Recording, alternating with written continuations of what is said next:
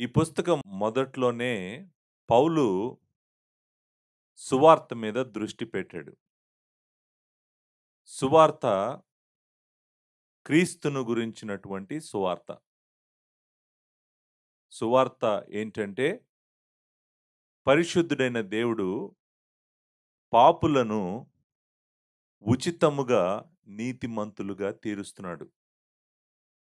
కేవలము విశ్వాసము ద్వారా మాత్రమే దేవుడు పాపులను నీతిమంతులుగా తీరుస్తున్నాడు. అది సువార్త. దానికి కారణము దేవుని కుమారుని యొక్క జీవితము, ఆయన మరణము, ఆయన పునరుద్ధానము. మన రక్షణ విషయంలో మనిషి చేయగలిగింది ఏమీ లేదు. మన రక్షణకు మనము కలపగలిగింది ఏమీ లేదు. ఇది స్వచ్ఛమైన సువార్త. దీనిని కాకుండా ఎవరు ఏ సువార్తను ప్రకటించినా కూడా పౌలు అంగీకరించలేదు. ఈ పుస్తకంలో కూడా మొట్టమొదట మాట్లాడటమే ఏమంటున్నాడంటే, సువార్త దేవుని సంకల్పము, దేవుని గృహ నిర్వాహకత్వంలో ప్రాముఖ్యమైనది. అది విశ్వాసాన్ని మనుషులలో కలుగజేస్తది. ఆ విశ్వాసము వారిని రక్షిస్తది. విశ్వాసము కాకుండా మనుష్యుల క్రియల వైపు నడిపించేటువంటి అబద్ధ బోధ సంఘాలలో ఉంది. దానిని నువ్వు చేయనివ్వొద్దు తిమోతి అని మొదలుపెట్టడమే మొదలుపెట్టాడు. చూడండి, సంఘాలలో సువార్తను పాడు చేసేటువంటి ఒక పద్ధతి ఏంటంటే, నీ క్రియల వలన, నీ మంచి క్రియల వలన నువ్వు దేవుడి దగ్గరికి వెళ్తావు అని దుష్టుడు అబద్ధం చెప్తున్నాడు. అలా చెప్పటం వలన మనుషులు పనుల మీద లేకపోతే క్రియల మీద ఆధారపడుతున్నారు నిత్యజీవం వెళ్ళటానికి.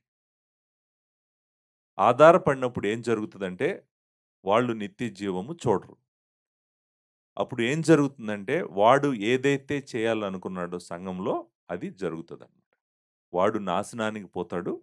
దాంతో పాటు ఈ అబద్ధ బోధ, అబద్ధ సువార్త ప్రకటించటం వలన ప్రకటిస్తున్న వ్యక్తి నరకానికి వెళ్ళిపోతాడు. అంతేకాదు, ఆ వ్యక్తి కింద కూర్చున్న వాళ్ళందరూ గూడా, ఓహ్! నేను క్రియల ద్వారా పరలోకం వెళ్తానని, మరి క్రియలు చేయాలని, వాటి ద్వారా మాత్రమే నాకు నిత్యజీవం ఉందని, దేవుడు నేను మంచి చేస్తే నా పాపాలు క్షమిస్తాడని, నా మంచిని ఆయన తీర్పులో గుర్తుంచుకుంటాడని, ఇలా అబద్ధ బోధ చేస్తూ మనుషులను పాపంలోకి నెట్టేస్తున్నారు. దాని గురించి పౌలు ఏమంటున్నాడంటే, అలాంటి వాళ్ళని, అలాంటి బోధ నువ్వు చేయనివ్వద్దు. కేవలం సిలువలో మాత్రమే నీ విశ్వాసం ఉంచాలి. కేవలము జీసస్ క్రైస్ట్‌లో మాత్రమే నీ విశ్వాసం ఉంచాలి. నీ రక్షణకు అవసరమైంది మొత్తము మొదటి నుండి ఆఖరి వరకు సమస్తము దేవుడి కుమారుడు నెరవేర్చాడు. నువ్వు దానికి కలపాల్సింది గాని, యాడ్ చేయాల్సింది గాని ఏమీ లేదు. నువ్వేమీ చేయలేవు అనేటువంటిది మనకు దేవుని వాక్యము తెలియజేస్తుంది. మీకు గుర్తుందో లేదో, పరిసయ్యుల కన్నా గూడా, శాస్త్రుల కన్నా గూడా, ఈ లోకంలో ఉన్న చాలామంది భక్తిపరులు అనుకున్న వాళ్ళందరికన్నా గూడా వ్యభిచారులు ముందు పరలోకం వెళ్తున్నారు. ఎందుకు వెళ్తున్నారో చెప్పమంటారా? వాళ్ళందరూ వాళ్ళ నీతి క్రియలను ఆధారం చేసుకున్నారు. ఒక వ్యభిచారంలో ఉన్నటువంటి వ్యక్తి, అయ్యో! నేను పాపిని, నేను పరిశుద్ధుడైన దేవుడి దగ్గరికి ఎప్పటికీ రాలేను, నన్ను క్షమించు అనేటువంటి కేక వేస్తారు. అందుకనే దేవుడు వాళ్ళని అంగీకరిస్తాడు. వీళ్ళు ఎంతసేపు ఏం మాట్లాడతారంటే, మేము మంచివాళ్ళము, మేము ప్రార్థన చేస్తాము, మేము దశమ భాగం ఇస్తాము, మేము ఉపవాసం ఉంటాము, మా గురించి మీకు తెలీదు, అసలు మీ అందరికన్నా మేము బెటర్ అని వీళ్ళు జీవితకాలం చెప్పుకుంటానే ఉంటారు. అలా చెప్పుకుంటూ చచ్చిపోతారు. దానివల్ల ఏం ఉపయోగం లేదు. నేను మరలా చెప్తున్నాను మీకు. మీరు మీ హృదయాలు పగిలిపోయి సిలువ దగ్గరికి వస్తేనే మీకు సువార్త నిజంగా అర్థమైనట్టు. లేకపోతే మీకు సువార్త నిజంగా అర్థం కాలేదు. మన క్రియలు మన రక్షణకు ఏమాత్రం ఆధారము కాదు.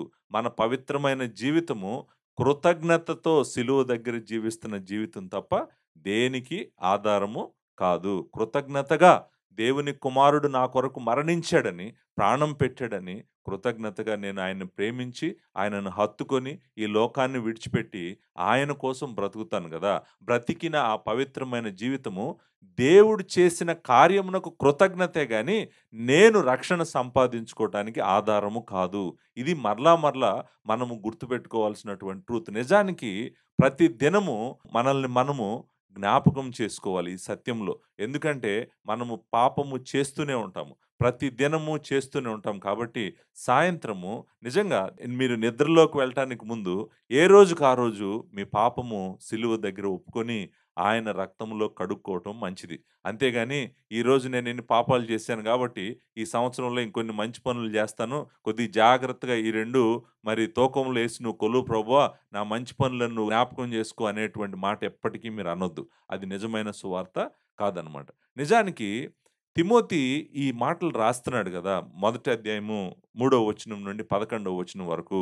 ఆయన చెప్తున్నటువంటిదేంటంటే, సత్యమునకు భిన్నమైన బోధ చేయవద్దు. అంతే కదా! బోధ చేయవద్దనియు, కల్పనా కథలను, మితం లేని వంశావళులను, విశ్వాస సంబంధమైన దేవుని ఏర్పాటుతో కాక, అవి వివాదాలతో సంబంధం కలిగి ఉన్నవి గనుక, వాటిని లక్ష్యపెట్టవద్దని కొందరిని ఆజ్ఞాపించు. ఏమంటున్నాడంటే, నువ్వు వాళ్ళని సత్యానికి భిన్నమైన బోధను నువ్వు వాళ్ళని చేయనివ్వద్దు. వాళ్ళు సత్యమునకు భిన్నమైన బోధ ఏం చేస్తదంటే మనుషులను విశ్వాసములో నుంచి పక్కకు లాగేస్తదనమాట. క్రియల వైపు తీసుకెళ్తది. విశ్వాస సంబంధమైన అనే మాట ఉంది గదండీ! విశ్వాస సంబంధమైన దేవుని ఏర్పాటు అంటే అర్థం ఏంటంటే, దేవుడు మనల్ని రక్షిస్తుంది కేవలం విశ్వాసం ద్వారానే. దాని నుంచి నువ్వు పక్కకు లాగుతారు కాబట్టి, నువ్వు అలాంటి బోధన నువ్వక్కడ చేయనివ్వద్దు తిమోతి అని చెప్పాడు. అంతేకాదు ఇంకొంచెం ముందుకొచ్చి ఈరోజు మనం చూస్తున్న వచనాల్లో ఆయన ఏమంటున్నాడంటే, నిజమైన సువార్త ఎప్పుడూ గూడా మనుష్యుల హృదయాలలో పవిత్రతను పుట్టిస్తది. పవిత్రమైన హృదయాన్ని పుట్టిస్తది. మంచి మనస్సాక్షిని పుట్టిస్తది. అంతేకాదు నిష్కపటమైన విశ్వాసాన్ని గూడా పుట్టిస్తది. క్రియలను గూర్చినటువంటి సువార్త నువ్వెంతసేపు చెప్పినా నీ హృదయం కడగదు. క్రియల వలన రక్షణ అని నువ్వెంతసేపు చెప్పినా పవిత్రమైన హృదయం రాదు నీకు. మంచి మనస్సాక్షి నీకు రాదు. నిష్కపటమైన విశ్వాసం నీకు రాదు. ఆ విశ్వాసం అంటే క్రియల వలన నేను పరలోకం వెళ్తానని చెప్పేటువంటి విశ్వాసము అది కపటమైన విశ్వాసమే. అది నిష్కపటమైన విశ్వాసం అయితే కాదు. కాబట్టి ఏమంటున్నాడంటే తిమోతి నువ్వు సువార్త మాత్రమే ప్రకటించు. సువార్త ప్రకటిస్తేనే నువ్వు అంగీకరించు. సువార్తను కాకుండా మనుష్యులను పాడు చేయాలని, సంఘాన్ని చెరిపేయాలని భిన్నమైన సువార్త సత్యమునకు వేరుగా ఉన్నటువంటి సువార్తను గనక సంఘంలో ఎవరైనా బోధిస్తే నువ్వు దానిని అంగీకరించొద్దు. వాళ్ళల్లో కొంతమంది అంటున్నారంట, మేము ఓల్డ్ టెస్టమెంట్ ఎక్స్‌పర్ట్స్ అంటున్నారంట. ఏమంటున్నారు వాళ్ళు? ఈ అబద్ధ బోధకుల్లో కొంతమంది ఏమంటున్నారంటే, మేము ఓల్డ్ టెస్టమెంట్ ఎక్స్‌పర్ట్స్. వాక్యోపదేశకులము. మీరు వాక్యోపదేశకుల గురించి నేను వచ్చే వారం మాట్లాడతాను. ఎందుకంటే, ఇది చాలా ఇంపార్టెంట్ టాపిక్కు. ఇప్పుడు మన సంఘాలలో నిజంగా చాలామంది వాక్యోపదేశకులు కావాలి అనేటువంటి ఒక భయంకరమైనటువంటి ఏమంటారు? ఒక ఉపద్రవంలాగా జరుగుతుందనమాట. ప్రతి ఒక్క వ్యక్తి గూడా వాక్యోపదేశకుడే. నేను వాక్యోపదేశకుడినే, అందరూ వాక్యోపదేశకులే. అసలు ఎక్కువ మంది ఏమనుకుంటున్నారంటే వాక్యోపదేశకులు కావాలి, కావాలి, కావాలి అని తెగ తపనతో ఉన్నారనమాట. సో, వీళ్ళ గురించి మనము మాట్లాడదాం. వాక్యోపదేశకులు అవ్వాలని అనుకుంటున్న వారి గురించి నెక్స్ట్ వెడ్నెస్‌డే నేను మాట్లాడతాను. ఈరోజు ఆయన ఏం చెప్తున్నాడంటే, చాలామంది వాక్యోపదేశకులు, ధర్మశాస్త్ర వాక్యోపదేశకులు అంటే మరలా చెప్తున్నాను, పాత నిబంధన గ్రంథంలో వాళ్ళు ఎక్స్‌పర్ట్స్ అని చెప్పుకుంటున్నారంట. పౌలేమంటున్నాడంటే, వాళ్ళు పాత నిబంధన గ్రంథంలో ఎంతసేపు గడిపినా గూడా, ఎన్ని విషయాలు మాట్లాడినా, ఎంతసేపు గడిపినా గూడా, వాళ్ళు నిజంగా మళ్ళీ అల్టిమేట్‌గా సిలువ దగ్గరికి, దేవుని కుమారుడి దగ్గరికి రాకపోతే గనక, వాళ్ళేం మాట్లాడుతున్నారో వాళ్ళకే తెలీదు. వాళ్ళేం మాట్లాడుతున్నారో వాళ్ళకే తెలీదు. వాళ్ళు చాలా తెలుసనుకుంటున్నారు. తెలిస్తే వాళ్ళేం జేస్తారో తెలుసా? పాత నిబంధన గ్రంథంలో ప్రతి పుస్తకము ఓపెన్ చేయగానే మరలా పరిగెట్టుకుంటూ సిలువ దగ్గరికే వస్తారు. సిలువ దగ్గరికే రావాలి. సిలువ దగ్గరికే రావాలి. ఒకవేళ సిలువ దగ్గరికి రాకుండా, విశ్వాసం వలన కలిగిన నీతి దగ్గరికి రాకుండా, దేవుని కుమారుడి దగ్గరికి రాకుండా, వాళ్ళు గనక ఇంకొక మార్గాన్ని మీకు చెప్పాలని ప్రయత్నం జేస్తున్నారంటే రక్షణ గురించి, వాళ్ళు అబద్ధ బోధ జేస్తున్నారు. సో, పాత నిబంధన గ్రంథం చెప్పినా, ధర్మశాస్త్రం చెప్పినా గూడా దైవజనుడిని ఎక్కడికి తీసుకెళ్ళాలంటే, ఆ బోధంతా గూడా సిలువ దగ్గరికి తీసుకురావాలి. సిలువ దగ్గరకు తీసుకొస్తే గనక అతను నిజంగా ధర్మశాస్త్రాన్ని సరిగ్గా అర్థం చేసుకున్నాడు. పాత నిబంధనను కూడా సరిగ్గా అర్థం చేసుకున్నాడు. లేకపోతే గనక ఫెయిల్ అయ్యాడు. లేకపోతే ఎక్కడ ఫెయిల్ అయ్యాడు చెప్పమంటాడా? సిలువ దగ్గరికి తేకుండా వాళ్ళని క్రియల వైపు నడిపిస్తున్నాడన్నమాట. మీరెవరో తెలుసా? మీరు ఇశ్రాయేలీయులు. మీరెవరో తెలుసా? మీరు అబ్రాహాం పిల్లలు. మీరు నరకం వెళ్ళటం ఏంటి? అసలు మీరు నరకానికి వెళ్తుంటే వెళ్ళకుండా అబ్రాహామే అడ్డం నుంచుంటాడు. మనం ఎవరో తెలుసా? సమస్త భూజనుల్లో నుండి ఏర్పరచబడినటువంటి ప్రజలం. మనం పరలోకం వెళ్ళకపోతే భూమి మీద ఇంకెవరు వెళ్తారు? దేవుడు మనల్ని ఏర్పరచుకున్నాడు. మనల్నే పరలోకం తీసుకువెళ్తున్నాడు అని ఇక మళ్ళీ పాత నిబంధనకెళ్ళి వాళ్ళు చెప్పాలనుకున్నయన్నీ చెప్తుంటే పౌలేమంటున్నాడంటే, అసలు వాళ్ళకి విషయం ఏం తెలీదు. వాళ్ళకి ధర్మశాస్త్రం ఎందుకు దేవుడిచ్చాడో తెలీదు. ధర్మశాస్త్రం యొక్క ఉద్దేశ్యం ఏంటో తెలీదు. ధర్మశాస్త్రము ఏంటి అనేటువంటిది వాళ్ళకి తెలియకపోయినా గూడా దాని గురించి చాలా తెలిసిన వాళ్ళలాగా మాట్లాడుతున్నారు. వాళ్ళకేం తెలీదు అని చెప్పి వాళ్ళ గురించి మాట్లాడుతున్నాడు. ధర్మశాస్త్రోపదేశకుల గురించి మాట్లాడుతున్నాడు. ఆ వచనాల్లో ఉన్నాం మనం. మీరు చూడండి 6వ వచనంలో ఏమన్నారు? కొందరు వీటిని మానుకొని తొలగిపోయి అంటే పైన చెప్పిన 5వ వచనంలో చెప్పినయి మానుకొని తాము చెప్పు వాటినైనను నిశ్చయమైనట్టు రూటిగా పలుకు వాటినైనను గ్రహింపకపోయినను ధర్మశాస్త్రోపదేశకులై ఉండగోరి నిష్ప్రయోజనమైన ముచ్చట్లకు తిరిగిరి. సో, వాళ్ళు ఉపయోగం లేదు. నిష్ప్రయోజనమైన ముచ్చట్లు ఎన్ని చెప్పినా గూడా ఉపయోగం లేదు. నువ్వు ఎంత గొప్పగా పాత నిబంధన గ్రంథాన్ని వాడి వాక్యం చెప్పినా గూడా, నువ్వు చెప్పింది నిష్ప్రయోజనమైన ముచ్చట్లే అని చెప్తున్నాడు. ఎందుకంటే, నీకు ధర్మశాస్త్రం అంటే ఏంటో తెలీదు. ధర్మశాస్త్రాన్ని దేవుడు ఎందుకిచ్చాడో తెలీదు. అది ఒక విశ్వాస జీవితంలో ఎలా పనిచేస్తో గూడా వాళ్ళకి తెలీదంట. అందుకని పౌలు ఏం చేస్తున్నాడంటే, తిమోతి నీకు నాకు తెలుసు ధర్మశాస్త్రము ఏం చేయగలదో. ధర్మశాస్త్రాన్ని దేవుడు ఎందుకిచ్చాడో నీకు నాకు తెలుసు. నిజానికి ధర్మశాస్త్రమునిచ్చింది దేవుడే కదా! దేవుడు కదా ధర్మశాస్త్రం ఇచ్చింది. దేవుడే. సో, దేవుడు ధర్మశాస్త్రం ఇచ్చినప్పుడు ఆయన ఎందుకిస్తున్నాడో ఆయనకు తెలీదా? తెలుసు. ఆయన ఎందుకిస్తున్నాడో ఆయనకు తెలుసు. అది ఎంతకాలము దాని పని అది చేస్తదో ఆయనకు తెలుసు. దాని పని అది చేసిన తర్వాత దానికి ఏమవుతదో గూడా ఆయనకు తెలుసు. అన్నీ ఆయనకు తెలుసు. కాబట్టి ఏమంటున్నాడంటే తిమోతికి చెప్తున్నాడు. తిమోతి నీకు నాకు తెలుసు ధర్మశాస్త్రాన్ని దేవుడు ఎందుకు ఇచ్చాడో. ఆ మాట మన మెరుగుదుము అని ఉంది కదండీ! మన మెరుగుదుము అనే మాట లాస్ట్‌లో ఉంది. 11వ వచనం లాస్ట్‌లో ఉంది. మనం ఎరుగుదుము అంటే అర్థం ఏంటి? నీకు నాకు తెలుసు. తిమోతి నీకు తెలుసు, నాకు తెలుసు. దేవుడు ధర్మశాస్త్రాన్ని ఎందుకు ఇచ్చాడో. సో, మళ్ళీ నేను ధర్మశాస్త్రం అన్నప్పుడు నేను లాస్ట్ వెడ్నెస్‌డే చెప్పాను. ధర్మశాస్త్రం అన్నప్పుడు మీరు 5 గ్రంథాలను మాత్రమే గుర్తుపెట్టుకోకండి. ఎందుకంటే తర్వాతొచ్చిన ప్రవక్తలు గూడా ధర్మశాస్త్రాన్ని వివరించారు. ధర్మశాస్త్రాన్ని వర్ణించారు. సో, ధర్మశాస్త్రంలో నుంచే మోషే దగ్గర నుంచి వచ్చిన ప్రవక్తలందరూ గూడా ఇశ్రాయేలీయులను మరలా ధర్మశాస్త్రం వైపే తిరగమన్నారు. యెషయా అయినా, మీకా అయినా, లేకపోతే ఓబద్య అయినా ఎవరైనా గూడా ఆమోస్ అయినా ప్రతి ఒక్క ప్రవక్త గూడా ఏం చెప్పాడంటే, ఇశ్రాయేలీయులు ధర్మశాస్త్రాన్ని విడిచిపెట్టారు అనేటువంటిదే వాళ్ళు మాట్లాడినటువంటిది. సో, ఓల్డ్ టెస్టమెంట్ ఫోకస్ అంతా గూడా మనము మనసులో పెట్టుకోవాలి. అదంతా దృష్టిలో పెట్టుకోవాలి. ఈ వచనాలను మనం అర్థం చేసుకునేటప్పుడు. సో, నేనేమన్నానంటే లాస్ట్ వెడ్నెస్‌డే 6వ వచనం నుంచి 11వ వచనం వరకు నేను మీకు అర్థం చెప్తాను. అర్థం చెప్పటానికి ముందు అసలు దేవుడు ధర్మశాస్త్రము ఎందుకిచ్చాడో ఒక 10 కారణాలు చెప్తానన్నా. అసలు ముందు ధర్మశాస్త్రం ఎందుకిచ్చాడు దేవుడనేది మనం అర్థం చేసుకుందాము. మనం అర్థం చేసుకున్న తర్వాత పౌలు దాన్ని ఎలా వాడాడు ఈ వచనాల్లో అనేటువంటి దాన్ని మనం చూద్దాము అని చెప్పాను. సో, ధర్మశాస్త్రము మనము ఎందుకు దేవుడిచ్చాడు అనేటువంటిది మనం అర్థం చేసుకోవడానికి ప్రయత్నం చేశాం. ఒక 5 కారణాలు నేను ఆల్రెడీ చెప్పాను. 5 కారణాలు ఏం చెప్పానంటే మొట్టమొదటిది నేనేమన్నానంటే ధర్మశాస్త్రము మంచిది అన్నాను. ధర్మశాస్త్రం మంచిది. లేకపోతే ధర్మశాస్త్రము పవిత్రమైంది అన్నాను. మేలైనది.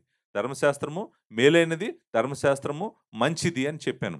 రెండో పాయింటు నేనేం చెప్పానంటే ధర్మశాస్త్రము దేవుడిని తెలియజేస్తది. దేవుడెవరో మనకు తెలియజేస్తది కదా! ధర్మశాస్త్రం చదివిన ప్రతిసారి గూడా మీకేం అర్థమవుతదంటే మన దేవుడెవరో మనకి అర్థమవుతది. అది మంచిది గాదా? అని నిజంగా ఈ ఒక్క కారణం చాలు మనం ధర్మశాస్త్రం చదువుతూ నిత్యము ఉండటానికి. కదా! ఎంత మంచి పాయింట్ ఇది. దేవుడెవరో నాకు తెలుస్తాడంటే నీకెక్కడ తెలుస్తాడు దేవుడు? దేవుడు గనక తన ప్రత్యక్షతను ధర్మశాస్త్రం ద్వారా నీకివ్వకపోతే నువ్వు ఎప్పటికీ దేవుడి గురించి తెలుసుకునేవాడివి కాదు. మీరు ఆకాశం జూసి దేవుడి గురించి తెలుసుకుంటారా? లేకపోతే సముద్రం చూసి దేవుడి గురించి తెలుసుకుంటారా? దేవుడెవరో ఆకాశం ఏం చెప్తదో తెలుసా? దేవుడు గొప్పవాడని చెప్తది. సముద్రం దేవుడు గొప్పవాడని చెప్తది. కానీ ఆయన లక్షణాలను అన్నిటిని నీకు వర్ణిస్తదా? వర్ణించదు. ఆయన ప్రత్యక్షతే నీకు వర్ణిస్తది. అంటే ధర్మశాస్త్రము నువ్వు చదువుతున్న, ధ్యానిస్తున్న ప్రతిసారి దివారాత్రులు ధర్మశాస్త్రము నువ్వు ధ్యానించినప్పుడు నీకు పరిశుద్ధుడైన దేవుడు ఎవరో అర్థమవుతాడు. ఆయన లక్షణాలు అర్థమవుతాయి. ఆయన వ్యక్తిత్వము తెలుస్తది నీకు. అది మంచిది.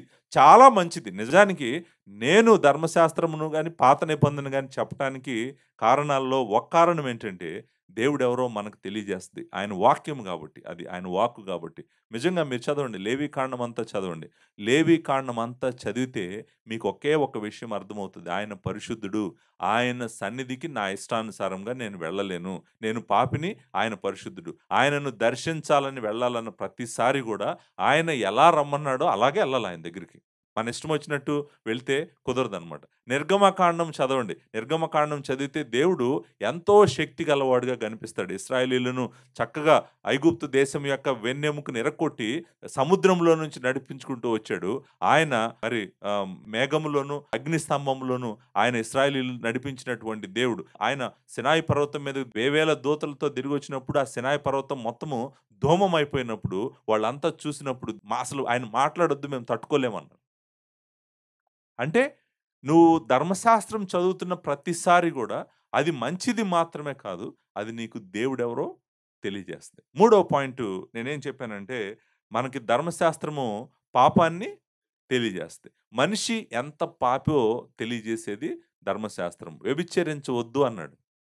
వ్యభిచారం చేస్తున్న ప్రతిసారి గూడా నీ మనస్సాక్షి ఏం చెప్తది? నువ్వు పాపివని చెప్తది. మోసం చేయొద్దు. లేకపోతే వేరే వారి దొంగిలించవద్దు. లేకపోతే వేరే వారికి కోరుకోవద్దు. అబద్ధ సాక్ష్యం చెప్పవద్దు. సో, ఇలాంటివి దేవుని వాక్యము మొత్తము మనకి ఏం చెప్తుందంటే, దేవుని వ్యక్తిత్వము ఏంటో చెప్తూ, ఆయన వ్యక్తిత్వానికి సరిపోయిన విధంగా నువ్వు నడువు అని చెప్తుంది. నువ్వు ఎలా నడవాలి, నువ్వు ఆయన బిడ్డవి అని చెప్తున్నప్పుడు ప్రతిసారి, మనం అలా నడవలేని ప్రతిసారి మనకు ఏమని చెప్తుందంటే, ఓహ్! నేను పాపము చేస్తున్నాను. దేవుని ప్రమాణమునకు నేను మీట్ అవ్వలేకపోతున్నాను. దేవుని స్టాండర్డ్‌కి నేను మీట్ అవ్వలేకపోతున్నాను. అయ్యో! నేను పాపిని, అయ్యో! నేను పాపిని అని ధర్మశాస్త్రం చదివిన ప్రతిసారి అనిపిస్తది. నిజంగా మీరు జాగ్రత్తగా ఆలోచించండి ఈ పాయింట్ దగ్గర. పరిసయ్యులు ప్రభువును చూసిన ప్రతిసారి వాళ్ళకి నిజంగా మా రక్షకుడొచ్చాడు, మా విమోచకుడొచ్చాడు అని ఆయన దగ్గరికి పరిగెట్టుకుంటూ వెళ్ళాల్సింది. నాకనిపిస్తది. ప్రతిసారి వాళ్ళదే చేసుండాల్సింది. ఆయన్ని హత్తుకోవాల్సిందే. ఎందుకో తెలుసా అండి? ధర్మశాస్త్రం చదివిన ప్రతిసారి గూడా నువ్వు ఎంత పాపివో తెలియజేస్తది. అంతేగాని నువ్వెంత మంచోడివో చెప్పదు ధర్మశాస్త్రం. ధర్మశాస్త్రం చదివిన ప్రతిసారి అయ్యో! నేనిలా బ్రతకలేకపోతున్నాను. నేనిలా జీవించలేకపోతున్నాను. అయ్యో! ఇది చాలా పవిత్రమైంది, పరిశుద్ధమైంది. నీ ఆజ్ఞలు నీ వ్యక్తిత్వాన్ని చూపిస్తున్నాయి ప్రభువా. నీ వ్యక్తిత్వానుసారంగా నేను ఈ లోకంలో బ్రతకలేకపోతున్నాను. నన్ను క్షమించు ప్రభువా అని కేకలు పెట్టాల్సినటువంటి పరిసయ్యులు ఏమన్నారో తెలుసా? మేము చేసేస్తాం ఇవన్నీ. ఇవన్నీ పెద్ద విషయమేం గాదు మాకు. 612 ఆజ్ఞలేనా? లేకపోతే 620 అయినా ఇవన్నీ పెద్ద విషయం గాదు మాకు. ఇవన్నీ మేమెప్పుడో చిన్నప్పటి నుంచి చేసొచ్చామన్నాడు. అనేటప్పుడు ప్రభు ఏమన్నాడు? మీరెప్పుడు పరలోకం రారన్నాడు. ఎందుకని? వాళ్ళకసలు విషయం ఏంటో అర్థం కాలేదు. ధర్మశాస్త్రం చదివిన ప్రతి ఒక్క వ్యక్తి మోకాళ్ళ మీద పడి కన్నీళ్లు కార్చాలి. నేను పాపిని ప్రభు అని. అంతేగాని నేను చేసేయగలను, ఇదంతా చేసేయగలను, నా శక్తితో నేను పరలోకం రాగలను అంటానికి ధర్మశాస్త్రము. ధర్మశాస్త్రాన్ని అంటే వాళ్ళు సరిగ్గా అర్థం చేసుకోలేదు. వాళ్ళు ధర్మశాస్త్రాన్ని తప్పే అర్థం చేసుకున్నారు. మేము చేసేయగలము, మేము చేసేయగలమని వాళ్ళు అనుకున్నారనమాట. సో, మూడో పాయింట్ ధర్మశాస్త్రం ఏం చేస్తది? మన పాపాలను చూపిస్తది. నేను రిఫరెన్సెస్ చెప్పట్లేదు. ఆల్రెడీ చూపించాను నేను రిఫరెన్సెస్. కాబట్టి నాలుగో పాయింటు నేనేం చెప్పానంటే, ధర్మశాస్త్రం అనేటువంటిది మనకి బాలశిక్షకుడుగా పనిచేస్తుంది. అంటే అర్థమేంటంటే, దేవుడు అబ్రహాము ద్వారా వాగ్దానము చేసినటువంటి వాగ్దానము రావటానికి ముందు, ఆ వాగ్దానం దగ్గరికి మనల్ని తీసుకెళ్ళటానికి దేవుడు బాలశిక్షకుడుగా ధర్మశాస్త్రాన్ని మనకి అనుగ్రహించాడు. గలతీయులకు రాసిన పత్రికలో మనం 3 అధ్యాయంలో చాలా ఎక్స్‌టెన్సివ్‌గా చదివాం దీన్ని. నేను మరలా చెప్తున్నాను. ధర్మశాస్త్రమును దేవుడు ఒక బాల శిక్షకుడుగానే ఇచ్చాడు. జీసస్ క్రైస్ట్ వచ్చినప్పుడు ధర్మశాస్త్రము అందరినీ ఆయన దగ్గరికి తీసుకువెళ్ళి అప్పగించాలి గానీ, ధర్మశాస్త్రం పట్టుకొని అంతా నా వాళ్ళే, నేనే కంట్రోల్ చేస్తాను అనేటువంటిది ధర్మశాస్త్రం యొక్క రోల్ కాదు అనేటువంటిది కూడా మనం చూసాం. లాస్ట్‌ది ఫిఫ్త్ పాయింట్ మనం ఏం చూసామంటే, ధర్మశాస్త్రము నీతిమంతుల్ని చేయలేదు. మనల్ని నీతిమంతులుగా ఎప్పటికీ ధర్మశాస్త్రము చేయలేదు. నేను ఒక మాట అన్నాను, మీకు గుర్తుందో లేదో? ధర్మశాస్త్రము చేయలేదు అనగానే అది శక్తి లేనిదని అనుకుంటారేమో మీరు. చేయలేదు, చేయలేకపోతున్నాడు, చేయలేకపోతుంది అనేటప్పటికి మనుషులు ఏమనుకుంటారంటే, ఓహ్! దాంట్లో శక్తి లేదేమో అని అనుకుంటారేమో. మీరలా అనుకోకండి. నీతిమంతులను చేయలేదు అన్నప్పుడు నా ఉద్దేశ్యము, దేవుడు ధర్మశాస్త్రాన్ని మనల్ని నీతిమంతులు చేయటానికి ఇవ్వలేదు. దాని పని అది కాదు. దాని పని అది కాదు. కాబట్టి మీరు దాని శక్తిని మీరు మెజర్ చేయకూడదలా. దాని శక్తిని మనం ఎప్పుడు అలా మెజర్ చేయకూడదు. ఎందుకంటే దేవుడు ఒకవేళ దాన్ని రక్షించడానికి ఇచ్చాడనుకోండి, అప్పుడు మీరు కొలవచ్చు. మనం కొలవకూడదలా. సో, దానికి ఎబిలిటీ లేదు అని మనం అనకూడదు. ఎందుకంటే దాన్ని దేవుడు అందుకు ఇవ్వలేదు. ధర్మశాస్త్రం అందుకు దేవుడు ఇవ్వలేదు. ధర్మశాస్త్రం మనల్ని నీతిమంతులుగా తీర్చలేదు. మనం ఇప్పుడు ఎక్కడికొచ్చామో తెలుసా? పోయిన బుధవారం ఎక్కడ ఆగామో అక్కడికొచ్చాం. కొంత రెప్యుటేషన్ లాగా మీకనిపిస్తది. నాకు తెలుసు. కానీ మీరు మరలా, మరలా ఇది వినటము మీకు మంచిది. అందుకనే నేను లాస్ట్ 5 పాయింట్స్ మీకు రిపీట్ చేయటం జరిగింది. ఓకే. ఆరో పాయింట్. మనం 6-10 వరకు ఈరోజు చూడటానికి ప్రయత్నము చేద్దాం. ఆరో పాయింట్ ఏంటంటే, ధర్మశాస్త్రము మనలను పాపము నుండి, మరణము నుండి విడిపించలేదు. ధర్మశాస్త్రము మనల్ని పాపము నుండి, మరణము నుండి విడిపించలేదు. It cannot deliver. మనల్ని విడిపించలేదు అనేటువంటిది ఆరవ పాయింట్. రోమీయులకు రాసిన పత్రిక 8వ అధ్యాయము నేను మొదటి 2 వచనాలను చదువుతాను. మొదటి 2 వచనాలను చదువుతాను. ఈ 2 వచనాల్లో ఈ విధంగా ఉంది. కాబట్టి ఇప్పుడు క్రీస్తు యేసునందున్న వారికి ఏ శిక్షా విధి లేదు. క్రీస్తు యేసునందు జీవమిచ్చు ఆత్మ యొక్క నియమము పాప మరణముల నియమము నుండి నన్ను విడిపించెను. ఎట్లనగా ధర్మశాస్త్రము దేనిని చేయజాలకపోయెనో దానిని దేవుడు చేసెను. ధర్మశాస్త్రము చేయలేకపోయిందంటండి. ఏమని చెప్తుందంటే, ధర్మశాస్త్రము చేయలేకపోయింది. What? God has done what the law weekend by the flesh could not do. ధర్మశాస్త్రం చేయలేకపోయిందంట. కానీ దాన్ని దేవుడు చేసాడంట. ధర్మశాస్త్రము ఏమి చేయలేకపోయిందంటే, మనలను పాప మరణముల నియమము నుండి విడిపించలేకపోయింది. ధర్మశాస్త్రం మనల్ని పాప మరణముల నియమము నుండి విడిపించలేకపోయింది. చూడండి, పాపము నుంచి విడిపించలేకపోయింది. మరణము నుంచి విడిపించలేకపోయింది. ఇప్పుడు మీరు జాగ్రత్తగా ఆలోచించండి. పాస్టర్ గారు, మీరు ఆల్రెడీ ఒక పాయింట్ చెప్పారు. ఆ పాయింట్ ఏం చెప్పారంటే, ధర్మశాస్త్రము పాపం అంటే ఏంటో చెప్తుందని అన్నారు కదా! నిజమే, నేను అదంది. ధర్మశాస్త్రము పాపం అంటే ఏంటో చెప్తుంది.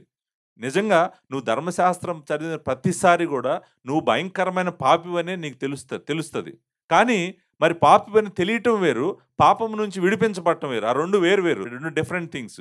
నువ్వు పాపివని తెలియటం వేరు, లేకపోతే ఆ పాపము నుంచి విడుదల పొందటం వేరు, విడిపించబడటం వేరు. సో, పాపము ఎప్పుడు నువ్వు పాపం చేసిన ప్రతిసారి పాపము ఏమడుగుతుందో తెలుసా మనల్ని? మరణం అడుగుతది. పాపం ఏమడుగుతది? మరణం అడుగుతది. పాపం చేసిన వ్యక్తి మరణించాలి. అంతే కదండీ! రోమీయులకు రాసిన పత్రిక 6వ అధ్యాయంలో కూడా మనం చూసినట్టున్నాం ఈ మాట. 22వ వచనము. అయినను ఇప్పుడు పాపము నుండి విమోచింపబడిన దేవునికి దాసులు అయినందున పరిశుద్ధత కలుగుటే మీకు ఫలము, దాని అంతము నిత్య జీవము. ఎలయనగా పాపం వలన వచ్చు జీతము మరణము. పాపము చేసిన ప్రతిసారి ఏమొస్తది మనిషికి? మరణం వస్తది. సో, అంటే పాపము నుంచి విడిపించలేకపోయిందనుకోండి, అది మరణం నుంచి విడిపించగలుగుతదా? పాపము నుంచి మనల్ని విడిపించలేకపోయిందనుకోండి, అది మరణం నుంచి మనల్ని విడిపిస్తదా? విడిపించలేదు. ఎందుకంటే పాపము నుంచే విడిపించలేకపోయింది. ఇంకా మరణం నుంచి ఎలా విడిపించగలుగుతది? సో, ధర్మశాస్త్రం అంట మనము పాపము చేస్తున్నామని చెప్తదంట. పాపాన్ని చూపిస్తదంట. మనమెంత దుష్టులమో చెప్తదంట. మనమంత పాపులమో చెప్తదంట. కానీ మనల్ని మాత్రం పాపము నుంచి అది విడిపించలేదు. పాపం నుంచి విడిపించలేదు కాబట్టి ఆన్సర్ ఏంటంటే మరణం నుంచి గూడా అది మనల్ని విడిపించలేదు. చూడండి ఇప్పుడు శాస్త్రులు, పరిసయ్యుల స్టోరీ చూడండి. వాళ్ళ పరిస్థితి ఏంటంటారు?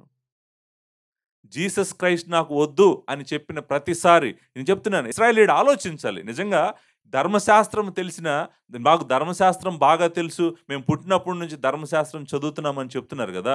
వీళ్ళు ధర్మశాస్త్రోపదేశకులు. వీళ్ళందరూ ఆలోచించాల్సిన విషయం ఏంటంటే ధర్మశాస్త్రం చదువుతున్నావు కరెక్టే. నువ్వు పాపివని తెలుస్తుంది కరెక్టే. కానీ అది నిన్ను ఎలా కాపాడుతది? మరణం నుంచి నిన్నెలా కాపాడుతది? నిన్ను కాపాడలేదది. ధర్మశాస్త్రం నిన్ను కాపాడలేదు. పౌలు ఏమంటున్నాడో తెలుసా తిమోతి? వాళ్ళని ఇదిగో ఈ నాన్‌సెన్స్ మాటలాడనివ్వద్దని చెప్పు చర్చ్‌లో. వాళ్ళకసలు ధర్మశాస్త్రం గురించి ఐడియా లేదు వాళ్ళు. వాళ్ళేం మాట్లాడుతున్నారో వాళ్ళకే తెలీదు. సో, ధర్మశాస్త్రం దేని నుంచి విడిపించలేదంట మనల్ని? పాపము నుంచి, మరణం నుంచి విడిపించలేదంట. మరలా చెప్తున్నాను, ప్రాబ్లము ధర్మశాస్త్రంలో లేదు.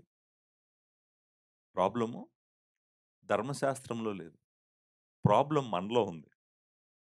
ప్రాబ్లమ్ మనలో ఉంది. ఆ మాట గూడా అక్కడే మనం చూస్తాం. ఆహ్, ధర్మశాస్త్రం దేన్ని చేయజాలకపోయినో దాన్ని దేవుడు చేసిననే మాట దగ్గర మనం కింద 8దో అధ్యాయంలోనే రోమీయులకు రాసిన పత్రిక 8దో అధ్యాయము 3వ వచనంలో మనము ఈ మాటను చదువుతామనమాట. శరీరమును అనుసరింపక ఆత్మను అనుసరించి నడుచుకొను మన యందు ధర్మశాస్త్ర సంబంధమైన నీతి విధి నెరవేర్చబడవలనని పాప పరిహారము నిమిత్తము దేవుడు తన సొంత కుమారుని పాప శరీరాకారంలో పంపి ఆయన శరీరమందు పాపమునకు శిక్ష విధించెను. సో, ఈ మాట అంటే దేవుడు ధర్మశాస్త్రం చేయలేకపోయింది, విడిపించలేకపోయింది అనేటువంటిది కారణము ధర్మశాస్త్రంతో ప్రాబ్లమ్ కాదు. ప్రాబ్లము మనతో ఉన్నటువంటి ప్రాబ్లమ్. లేకపోతే మన శరీరంతో ఉన్నటువంటి ప్రాబ్లమ్. అందుకే దేవుని కుమారుడే మన శరీరం తీసుకోవాల్సొచ్చిందంట. సో, ఆ మాట అక్కడ ఉంది గదా! పాప శరీరాకారంతో పంపి అనే మాట చూస్తాం గదా! పాప శరీరాకారంతో వచ్చి ఆయన శరీరమందు పాపమునకు శిక్ష విధించిన ప్రాబ్లమ్ మన శరీరంతో గాని, ధర్మశాస్త్రంతో అయితే ఏం ప్రాబ్లము లేదు. మన మన పాప శరీరంతో ప్రాబ్లమ్ కాబట్టి, తన కుమారుడిని మన శరీరంలాగా పంపించి, ఆయన తన కుమారుడి మీద ఆ శిక్షను వేసి, పాపమును, మరణము యొక్క శిక్షను ఆయన మీదేసి, మనల్ని తప్పించాడంట గాని, ధర్మశాస్త్రం అయితే ఎప్పటికీ మనలను పాప మరణాల నుంచి విడిపించలేదు అనేటువంటిది 6వ పాయింట్ అన్నమాట.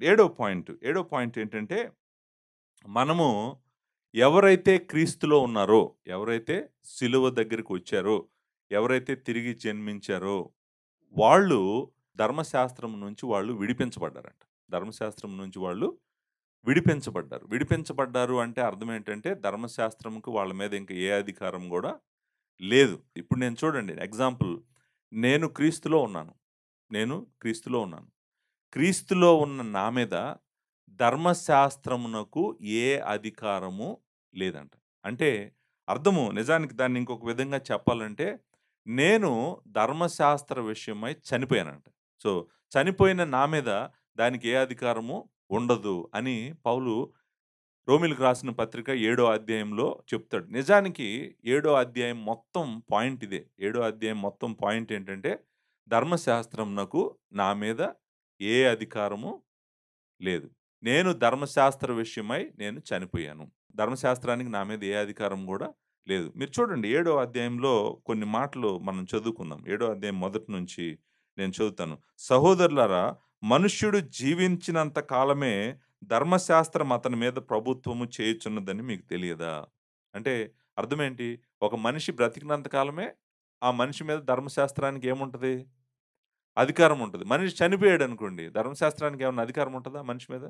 ఏమి అధికారం ఉండదు. దాన్ని వివరించటానికి ఇక్కడ ఒక ఎగ్జాంపుల్ చెప్తున్నాడు చూడండి. ఒక పిక్చరు, ఒక ఎగ్జాంపుల్, ఫ్యామిలీ ఎగ్జాంపుల్ చెప్తున్నాడు. ధర్మశాస్త్రము ఎరిగిన మీతో మాట్లాడుచున్నాను.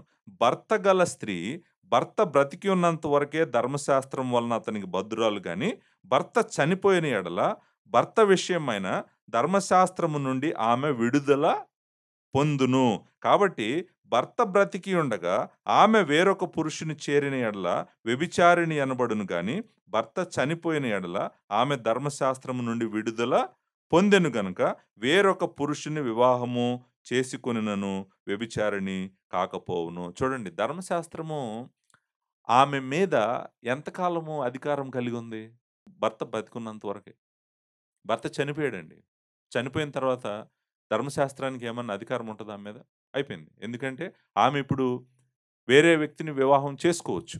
చేసుకోకుండా ఆపగలిగినటువంటిది ధర్మశాస్త్రం చేయలేదు. ఎందుకంటే ఆల్రెడీ వ్యక్తి చనిపోయాడు. ఆ చనిపోయాడనేటువంటి పిక్చర్ మనకు చూపిస్తూ మన దగ్గరికి తీసుకొస్తున్నాడనమాట. 4 వచనంలో.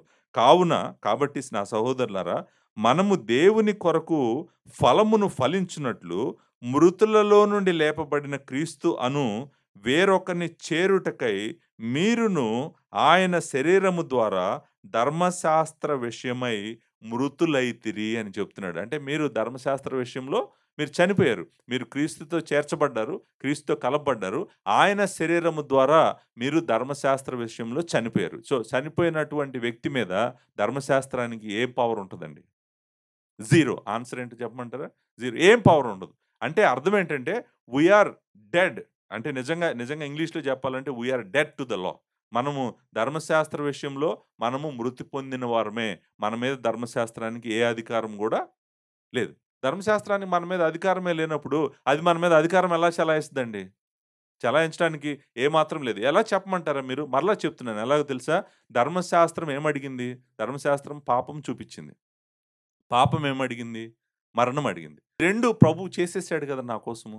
ధర్మశాస్త్రం ప్రతిసారి పాపాన్ని చూపిస్తుంది. పాపమేమో మరణాన్ని అడుగుతుంది. దేవుని కుమారుడు ఏం చేసాడు? ఓకే. ఆ 2 నేను చూసుకుంటానన్నాడు. అయిపోయింది. ఇప్పుడు ఓకే. మన మీద ఏ అధికారం ఉంటది ధర్మశాస్త్రానికి? ధర్మశాస్త్రం మరలా వచ్చి నువ్వు పాపం చేసావు అంటదా నన్ను? నువ్వు పాపం చేసావు అన్న ప్రతిసారి నేనేం చెప్తానో తెలుసా? నేను క్రీస్తులో ఉన్నాను నీకు తెలీదా అని చెప్తాను. నేను క్రీస్తులో ఉన్నాను. నాకు నువ్వు పాపం గురించి నా దగ్గర ఏం చెప్పొద్దింకా. ఎందుకంటే నేను క్రీస్తులో ఉన్నాను. నా పాపము నిమిత్తం నా ప్రభువు మరణించాడు. మరణించటమే కాదు, ఆ పాపం అడిగినటువంటి మరణాన్ని గూడా ఆయన ఆయన ఇచ్చేసాడు. కాబట్టి ఇంకా నువ్వు పాపము గురించి నా దగ్గర ఏమి మాట్లాడొద్దు అనేటువంటిదే మనం ధర్మశాస్త్రానికి చెప్పేది. అంటే ధర్మశాస్త్ర విషయంలో మనము చనిపోయాము. కాబట్టి ధర్మశాస్త్రానికి మన మీద ఇంక ఏ అధికారం గూడా లేదు. ధర్మశాస్త్రానికి ఏ అధికారము లేదు. ఇక్కడ 5వ వచనం చదువుతాను. ఎలయనగా మనము శరీర సంబంధులమై ఉండినప్పుడు మరణార్థమైన ఫలములను ఫలించుటకై ధర్మశాస్త్రము వలన పాపేచ్ఛలు మన అవయవంలో కార్యసాధకములై ఉండును. అంటే పాపము పుట్టించింది. నిజమే పాపాన్ని పుట్టిస్తది. ధర్మశాస్త్రం యొక్క పని అదే. నువ్వు పాపివి అని చెప్తది. ఇప్పుడైతే దేని చేత నిర్బంధించబడితిమో దాని విషయమై చనిపోయిన వారమై ధర్మశాస్త్రము నుండి విడుదల పొందితిము గనుక మనము అక్షరానుసారమైన ప్రాచీన స్థితి గలవారము కాక ఆత్మానుసారమైన నవీన స్థితి గలవారమై సేవ చేయుచున్నాము. చూడండి ఆన్సర్ ఏంటో చెప్పమంటారు? ఏడవ పాయింట్ మీరు ధర్మశాస్త్రం నుండి విడుదల పొందారు. మీరు ధర్మశాస్త్రం నుండి విడుదల పొందారు. ధర్మశాస్త్రానికి మీ మీద ఏ అధికారము గూడా లేదు. మీరు అంటే నేనంటాను దేవున్ని నమ్ముకున్నటువంటి బిడ్డలు. ఎవరైతే క్రీస్తు శరీరము ద్వారా ఆయనతో ఐక్యము చేయబడ్డారో వాళ్ళ మీద ధర్మశాస్త్రానికి ఏ విధమైన అధికారం గూడా లేదు. ఎంతసేపు మరి నువ్వు ధర్మశాస్త్రం చెప్పినా ఉపయోగం ఏంటి? ధర్మశాస్త్రము నువ్వు చెప్పు. కానీ ధర్మశాస్త్రం నువ్వు చెప్పిన ప్రతిసారి అది నీలో పాపాన్ని పుట్టిస్తది. పుట్టించిన ప్రతిసారి అది మరణాన్ని అడుగుతది. మరణాన్ని అడిగితే మళ్ళీ నువ్వెక్కడికి రావాలి? నువ్వు మళ్ళీ క్రీస్తు దగ్గరికి రావాల్సిందే. లార్డ్ జీసస్ క్రైస్ట్ దగ్గర రావాల్సిందే. అయ్యో! నేను పాపిని. నా పాపములకు లెక్క ఎవరు చెప్తారు? నేను మరణించాల్సిన వ్యక్తిని. ఈ మరణం ఎవరు భరిస్తారు? మళ్ళీ జీసస్ క్రైస్ట్ దగ్గరికి నువ్వు రావాల్సిందే తిరిగి. సో, ఆయన ఏమంటున్నాడంటే, ధర్మశాస్త్రం నుంచి నీకు విడుదలొచ్చింది. మళ్ళీ నిన్ను నువ్వు తీసుకెళ్ళి ధర్మశాస్త్రం కింద పెట్టుకొని, ధర్మశాస్త్రం ప్రకారము నువ్వు జీవించాలని నువ్వు ప్రయత్నం చేయకు. చేసావనుకో, నువ్వు మళ్ళీ ఎక్కడికెళ్ళిపోయావో తెలుసా? శరీర సంబంధమైన లేకపోతే అక్షరానుసారమైన ప్రాచీన స్థితి గలవారము కాక అనే మాటుంది. ఇప్పుడు మనం ఆత్మానుసారమైన నవీన స్థితి కలిగినటువంటి వారం మనం. మనము జీసస్ క్రైస్ట్‌లో ఉన్నాము. మన మీద ధర్మశాస్త్రానికి ఏ విధమైన అధికారం గాని లేదు. మనం విడుదల పొందాము. మనం మరణించాం. నిజానికి రోమీయులకు రాసిన పత్రిక 6వ అధ్యాయం ఏం చెప్తదంటే, పాపము విషయంలో మనం మరణించామని చెప్తది. 6వ అధ్యాయం అంతా గూడా పాపం విషయంలో మనము మరణించాం. ఏడో అధ్యాయం అంతా ఏం చెప్తదంటే, ధర్మశాస్త్ర విషయంలో మనం మరణించాం. సో, ఈ రెండిటికి మన మీద ఏ శక్తి గూడా లేదు. పాపానికి లేదు, ధర్మశాస్త్రానికి కూడా మన మీద ఏ శక్తి లేదు. రెండిటి నుంచి మనం విడుదల పొందాము. సో, దాంతో ఏడో పాయింటు అయిపోయింది. అండ్ ఎనిమిదో పాయింటు 8, 9, 10 మనల్ని నిజంగా ధర్మశాస్త్రము జీసస్ క్రైస్ట్ దగ్గరికి ఎలా తీసుకొస్తదో నిర్ణయించేటువంటి పాయింట్స్. ఎనిమిదో పాయింట్, తొమ్మిదో పాయింట్, 10వ పాయింట్. ఈ 3 చాలా ఇంపార్టెంట్ పాయింట్స్. ఎందుకంటే, ఈ 3 గూడా డైరెక్ట్‌గా మనల్ని ధర్మశాస్త్రం అంతా తీసుకొచ్చి లార్డ్ జీసస్ క్రైస్ట్ దగ్గర పెడతదంట. సో, ఎనిమిదవ పాయింట్ నేను చెప్తాను. ఎనిమిదవ పాయింట్ ఏంటంటే, అది మనల్ని నీతిమంతులుగా తీర్చలేదంట గాని, నీతిని గూర్చి సాక్ష్యం ఇస్తదంట. నీతిమంతులుగా తీర్చలేదనేది ఆల్రెడీ చూసినట్టున్నాం. పాయింట్ నంబర్ 5 మనల్ని నీతిమంతులుగా తీర్చలేదు. ఐదో పాయింట్. కరెక్టే. నీతిమంతులుగా తీర్చలేదనే పాయింట్ చెప్పేసారు గదా! పాస్టర్ గారు అయిపోయింది గదా! నాన్న కాదు. నీతిమంతులుగా తీర్చలేదు గాని, దేవుడు మనకి ఉచితముగా తన కుమారుడిలో ఇస్తున్న దేవుని నీతిని గురించి సాక్ష్యం చెప్తదంట. సాక్షిగా నిలబడతదంట. సో, సాక్షిగా నిలబడతదనేటువంటిది చాలా ఇంపార్టెంట్ పాయింట్. అంటే ఏంటంటే, సాక్షిగా నిలబడటం అంటే ఏంటి? ఇదిగో నేను ఎంతకాలం మాట్లాడుతున్నటువంటి దేవుని నీతి ఈయనే. ఇంతకాలము నేను చెప్తున్నటువంటి దేవుని నీతి ఈయనే. ఈయనలోనే దొరుకుతది. ఈయన గురించే నేను మాట్లాడాను. మిమ్మల్ని తీసుకొస్తుంది నేను ఈయన దగ్గరికే అని చెప్పి, ఆ దేవుని నీతి గురించి ధర్మశాస్త్రము సాక్ష్యము ఇస్తదంట. విట్‌నెస్ అనేటువంటి మాట మనం చూస్తాం. రోమీయులకు రాసిన పత్రిక 3వ అధ్యాయము మనము 21వ వచనాన్ని చదువుదాం. 3:21 ఏమనుందండి? ఇట్లుండగా ధర్మశాస్త్రమునకు వేరుగా దేవుని నీతి బయలుపరచబడుతుంది. అంటే ధర్మశాస్త్రంలో ఏమి లేదు? దేవుని నీతి లేదు. ధర్మశాస్త్రంలో లేదు. ధర్మశాస్త్రమునకు వేరుగా బయలుపరచబడుతుందంటే, ధర్మశాస్త్రంలో దేవుని నీతి లేదు. దేవుని నీతి అంటే క్రీస్తు యొక్క నీతి. నేను మాట్లాడుతున్న దేవుని నీతి అన్నప్పుడు జీసస్ క్రైస్ట్ యొక్క నీతి. దేవుని నీతి ధర్మశాస్త్రానికి వేరుగా బయలుపరచబడుతుందంట. అంతేకాదు ఇంకొక మాట కూడా అన్నాడు. దానికి ధర్మశాస్త్రమును, ప్రవక్తలను సాక్ష్యం ఇచ్చుచున్నారు. అంటే ధర్మశాస్త్రం యొక్క పనేంటి? ఆ! సాక్ష్యం ఇస్తది. దేని గురించి? దేవుని నీతి గురించి సాక్ష్యం ఇస్తుంది. అంటే ఏ సాక్ష్యం ఇస్తుందో తెలుసా అండి? నేను చెప్తాను జాగ్రత్తగా వినండి. ఏం సాక్ష్యం ఇస్తుందో తెలుసా? మీరు రక్షించబడాలంటే, నేను పాపమేంటో చెప్తాను. నువ్వు ఎంత పాపివో నేను చెప్తాను. కానీ నీకు రక్షణ కావాలంటే ఇదిగో ఈయనొక్కడు మాత్రమే ఇవ్వగలడు. ఈయనొక్కడు మాత్రమే ఇవ్వగలడు. ఈయనే దేవుని నీతి. ఆ దేవుని నీతిని నువ్వు పొందుకుంటేనే నువ్వు రక్షించబడగలవు. లేకపోతే లేదు. ధర్మశాస్త్రం మాత్రమే కాదంట. ప్రవక్తలు గూడా అంటే నిజానికి ఓల్డ్ టెస్టమెంట్ అంతా గూడా. ధర్మశాస్త్రం, ప్రవక్తలు అంటే అర్థం ఏంటి? ఓల్డ్ టెస్టమెంట్ అంతా గూడా. ఓల్డ్ టెస్టమెంట్ అంతా గూడా ఏం చెప్తుందంటే, నీతి మా దగ్గర లేదు. దేవుని నీతి మా దగ్గర లేదు. దేవుని నీతి ఎక్కడుందో తెలుసా నీకు? జీసస్ క్రైస్ట్‌లో ఉంది. నువ్వు ఆయన వైపు తిరుగు అని చెప్పి సాక్ష్యం ఇస్తున్నాయంట. అయి 2 గూడా. ఏంటి? ధర్మశాస్త్రము, అలాగే ప్రవక్తలు గూడా. సో, ఈ రెండిటి సాక్ష్యము చాలా ఇంపార్టెంట్. అంటే అర్థం ఏంటంటే, వాళ్ళు వాళ్ళిద్దరూ ధర్మశాస్త్రము, అలాగే ప్రవక్తలు గూడా వాళ్ళ వైపు తిప్పుకోవట్లేదు రక్షణకి. తిమోతికి ఎందుకు చెప్తున్నాడు? అక్కడ చేస్తున్న అబద్ధ బోధ ఏంటంటే, వాళ్ళ వైపు తిప్పుతున్నారు రక్షణ కోసం. క్రియల వలన, ధర్మశాస్త్రం వలన, ఇదిగో నేను పాత నిబంధనకెళ్దాము, మరలా సున్నతి చేయించుకుందాము, మరలా అది చేద్దాం, ఇది చేద్దాం అని అట్లా పౌలేమంటున్నాడంటే, తిమోతి మనకు తెలుసు గదా! ఆ 2 ధర్మశాస్త్రం, ప్రవక్తలు 2 గూడా దేవుని నీతినివ్వలేవు. అవి దేవుని నీతి వైపు మనల్ని నడిపిస్తాయి గదా! ఆయనకు సాక్ష్యం ఇస్తాయి గదా! అని చెప్తున్నాడనమాట. ఇది వెరీ ఇంపార్టెంట్ పాయింట్. ధర్మశాస్త్రము జీసస్ క్రైస్ట్ గురించి సాక్ష్యము ఇస్తుంది. ధర్మశాస్త్రం ఎప్పుడు ఇస్తానే ఉంటది. 31 వచనం చూడండి. నిజానికి అదే అధ్యాయం 31 వచనం. మూడో అధ్యాయం 31 వచనంలో ఈ మాట ఉంది. విశ్వాసము ద్వారా ధర్మశాస్త్రము నిరర్ధకము చేయుచున్నామా? విశ్వాసము ద్వారా అంటే అర్థం ఏంటి? విశ్వాసము ద్వారా అంటే కేవలము విశ్వాసము ద్వారా. విశ్వాసము ద్వారా అంటే క్రియల వలన కాదు. అంటే ఎవరైతే విశ్వాసము ద్వారా రక్షించబడ్డారో, వాళ్ళు ధర్మశాస్త్రాన్ని నిరర్థకం చేస్తున్నారా? అది క్వెషన్ ఆయన అడిగింది. నిరర్థకం చేస్తున్నారా అని క్వెషన్ అడిగి ఏమన్నాడు చూడు. అట్లని రాదు. ధర్మశాస్త్రమును స్థిరపరచుచున్నాము అంటున్నాడు. అంటే ఏంటి?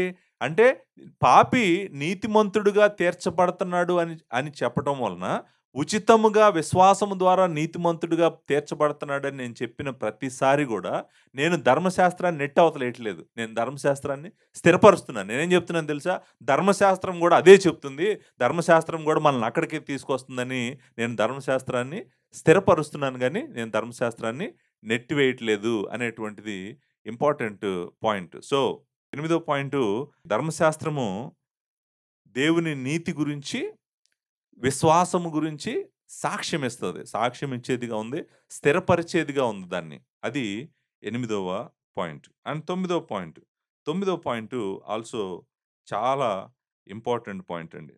ధర్మశాస్త్రమును నెరవేర్చింది జీసస్ క్రైస్ట్. తొమ్మిదో పాయింట్ ఏంటంటే, ధర్మశాస్త్రం మొత్తము నెరవేర్చినటువంటి వ్యక్తి జీసస్ క్రైస్ట్. ఈ మాట మనము 8వ అధ్యాయం రోమీయులకు రాసిన పత్రిక 8వ అధ్యాయము 3, 4 వచనాల్లో మనము చూస్తాము. ఆయన ధర్మశాస్త్రాన్ని నెరవేర్చాడంట. నెరవేర్చవలనటువంటి మాట మనం చూస్తాం. 8వ అధ్యాయము 3వ వచనం. శరీరమును అనుసరింపక ఆత్మను అనుసరించి నడుచుకొను మనయందు ధర్మశాస్త్ర సంబంధమైన నీతి విధి నెరవేర్చబడవలనని అనే మాట ఉందన్నమాట.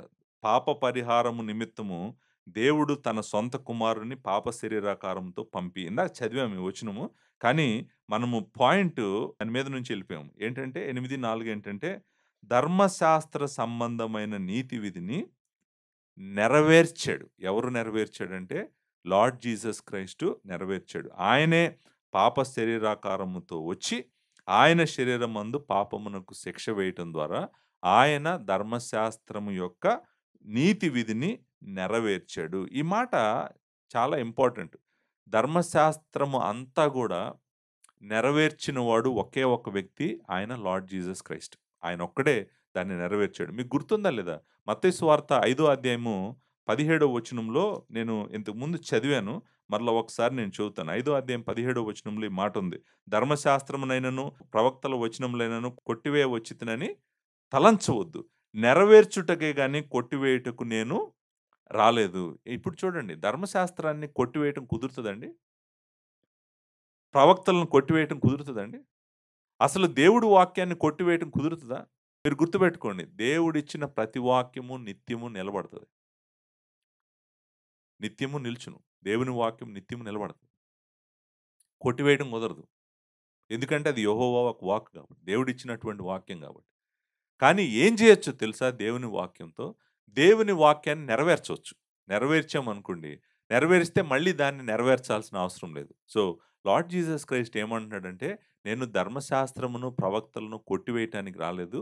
వాటిని నెరవేర్చటానికి నేను వచ్చాను అన్నాడు. ఇక్కడ ధర్మశాస్త్ర నీతి విధిని ఆయన నెరవేర్చాడంట. ఆయన శరీరం తీసుకోవడం ద్వారా నెరవేర్చాడు. ఇక్కడ మీరు అర్థం చేసుకోవాల్సిన పాయింట్ ఏంటంటే, ధర్మశాస్త్రము అడుగుతున్నటువంటి నీతిని అంతటిని గూడా నువ్వు పర్ఫెక్ట్‌గా దేవుని పోలి, దేవుని వ్యక్తిత్వం కలిగి నువ్వు జీవించాలని ధర్మశాస్త్రం ఏదైతే నిన్ను కోరుతుందో, అది ఏ మనిషి నెరవేర్చలేకపోయాడంట. ఈయనొక్కడే దాన్ని నెరవేర్చాడంట.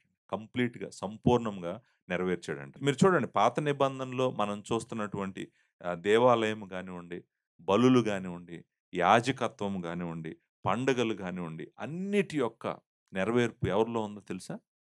లార్డ్ జీసస్ క్రైస్ట్‌లో ఉంది. నేను ఇంక మీకు హెబ్రీయులకు రాసిన పత్రిక చెప్పలేదు. హెబ్రీయులకు రాసిన పత్రిక చెప్తుంటే మీకు అర్థమవుతది. ఓహ్! సంపూర్ణంగా మొత్తము ఈయన నెరవేర్చాడు. సంపూర్ణంగా నెరవేర్చాడు.